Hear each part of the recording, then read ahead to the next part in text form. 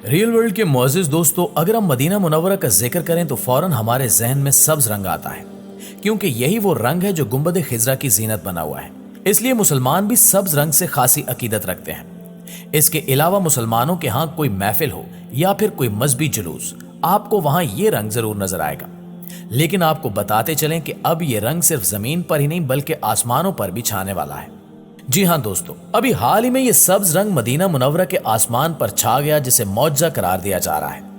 आज की वीडियो में हम ये जानेंगे कि ये रंग किस तरह आसमान पर पहुंचा और इस मौजज़े की हकीकत क्या है। लिहाजा इस कीमती वीडियो को शुरू से लेकर आखिर तक जरूर देखिएगा।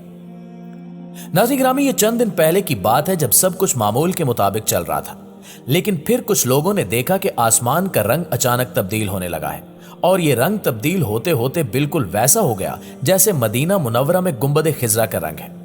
इस मंजर को देखकर लोग बड़े हैरान हुए और ज्यादातर इन मनाजिर को मौजज़ा करार देने लगे।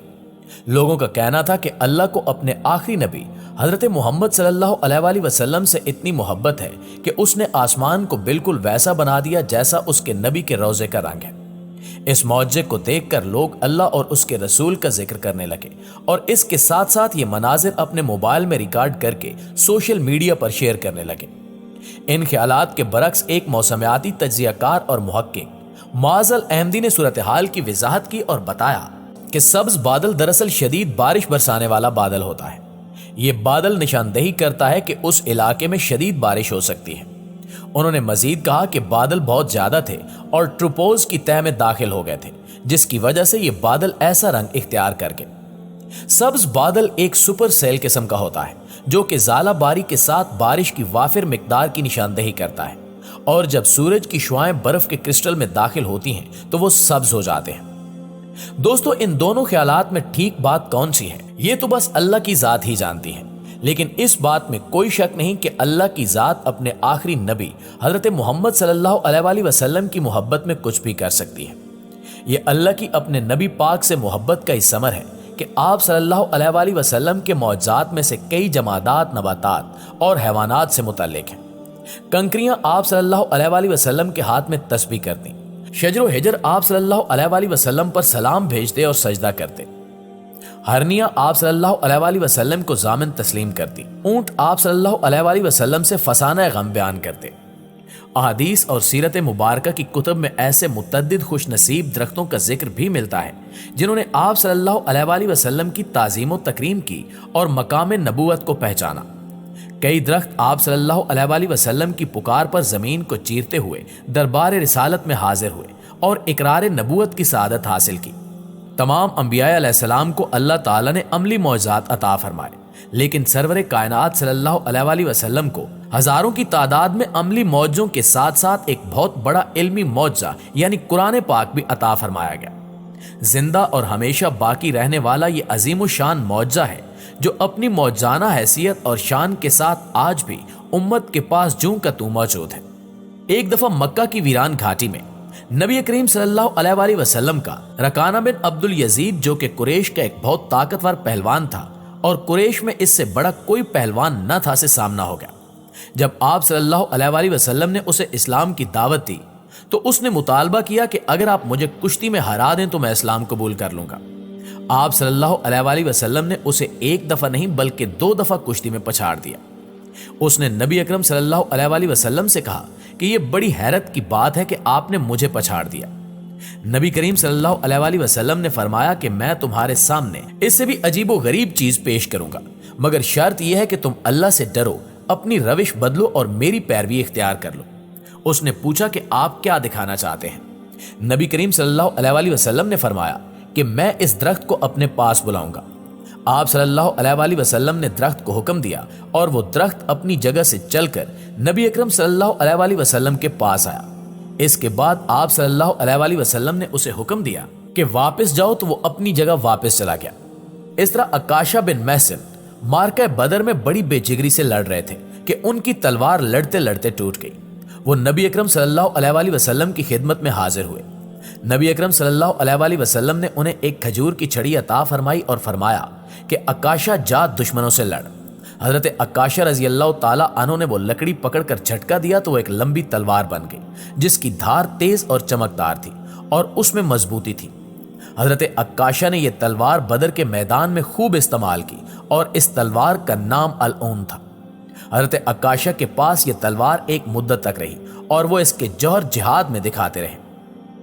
नाज़रीन ग्रामी, इसी तरह हजरत कत्तादा बिन नौमान रजी अल्लाह ताला अन्हु मैदान उहद में बड़ी बेजिगरी से लड़े और अपनी शुजाअत के जौहर दिखाए। मैदान उहद में हजरत कत्तादा बिन नौमान रजी अल्लाह ताला अन्हु की आंख जख्मी हो गई और उसकी पुतली निकलकर उनके गाल पर लटकने लगी।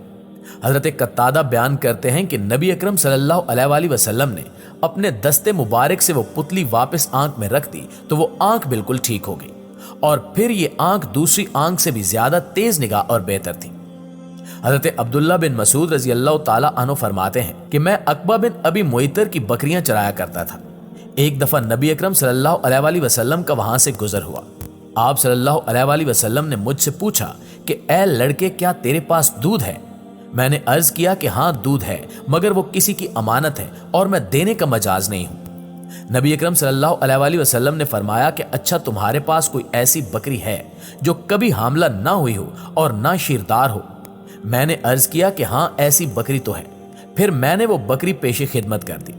नबी अकरम सल्लल्लाहु अलैहि वसल्लम ने उसके थनों पर हाथ फेरा, थोड़ी देर सहलाते रहे तो उसके थनों में दूध उतर आया। आप सल्लल्लाहु अलैहि वसल्लम ने एक बर्तन में दूध भरकर खुद भी पिया और अपने साथी हजरत अबू बकर रजी अल्लाह ताला अन्हो को भी पिलाया। इसके बाद बकरी के थन फिर पहले जैसे हो गए। नाज़रीन ग्रामी, एक बार अबू लहब के बेटे अतीबा ने नबी अकरम सल्लल्लाहु अलैहि वसल्लम की शान में गुस्ताखी की तो नबी अकरम सल्लल्लाहु अलैहि वसल्लम ने उसके हक में बद्दुआ की कि ए अल्लाह, अपने कुत्तों में से किसी कुत्ते को इस पर मुसल्लत कर दे।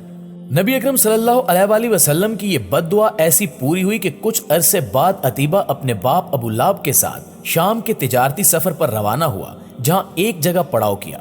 वहां एक गर्जा था। वहां के लोगों ने बताया कि यहाँ तो शेर ऐसे घूमते हैं जैसे और आम इलाकों में बकरियां घूमती हैं। अबू लहब को नबी अकरम सल्लल्लाहु अलैहि वसल्लम की बद्दुआ याद थी। उसने दीगर काफले वालों से कहा कि नबी अकरम सल्लल्लाहु अलैहि वसल्लम ने मेरे बेटे को बद्दुआ दी है, जिससे मैं सख्त फिक्रमंद हूं।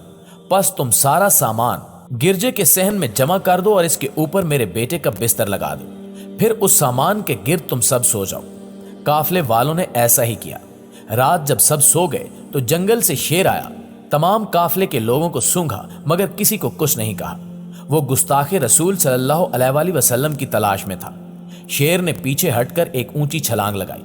सामान के बुलंद ढेर पर चढ़कर उसने अतीबा के चेहरे को सूंघा और उसे चीर फाड़ दिया और उसका सर खोल दिया। इस वाक़े पर अबू लहब का बड़ा बुरा हाल था और वो कहे जा रहा था कि मैं जानता था कि मेरा बेटा मोहम्मद की बद्दुआ से कभी बच नहीं सकेगा। दोस्तों, बेशक खातमुन नबीयीन मोहम्मद सल्लल्लाहु अलैहि वसल्लम के बेशुमार मौजज़ात हैं और इन तमाम मौजज़ात को इस वीडियो में बयान करना मुमकिन नहीं। वाक़या मेराज एक बहुत बड़ा मौजज़ा है जो कि खुद एक अलहदा बाब है।